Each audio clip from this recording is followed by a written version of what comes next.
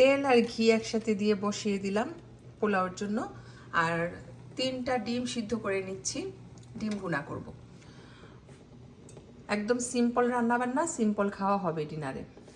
জীবনটা হচ্ছে কাজের উপরে কাজ, কাজের থেকে এসে আবার কাজ করতেছি, এই হলো জীবন। তো যাই হোক, কোনো কমপ্লেন করছি না, কারণ আমাদের জীবনটা এমনই, চলতে হলে সবই করতে হবে। তো এখন আমি এই যে পোলাওর জন্য পেঁয়াজ আর গরম মশলা একটু ভেজে নিচ্ছি, সাথে আদা রসুন দিব।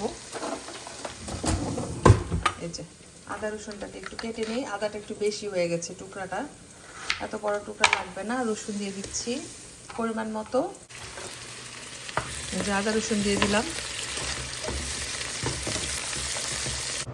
আর এই পোলাওতেও আমি একটু গুঁড়া দুধ দিয়ে দিচ্ছি, এটা হচ্ছে নিডো ব্র্যান্ডের গুঁড়া দুধ।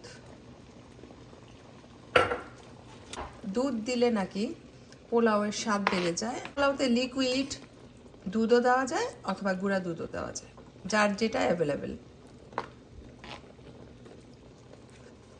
এখন আমি ঢেকে দিব, হয়ে যাবে 5 মিনিটে পোলাও।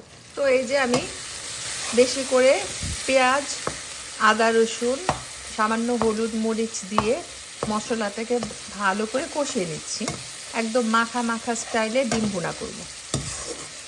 সাথে আলু অ্যাড করব না বা অন্য কোনো ভেজিটেবলও অ্যাড করব না, একদম শুকনা হবে, মাখা মাখা হবে।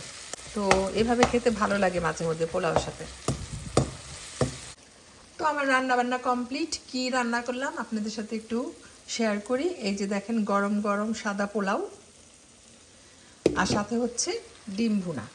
দ্যাটস ইট, এটাই হবে আজকে আমাদের ডিনার। তো কেমন হয়েছে খাবারগুলো অবশ্যই জানাবেন। আমার তো এখনই খেতে ইচ্ছা করছে, বাট পরে খাবো ইনশাল্লাহ সবাই মিলে একসাথে।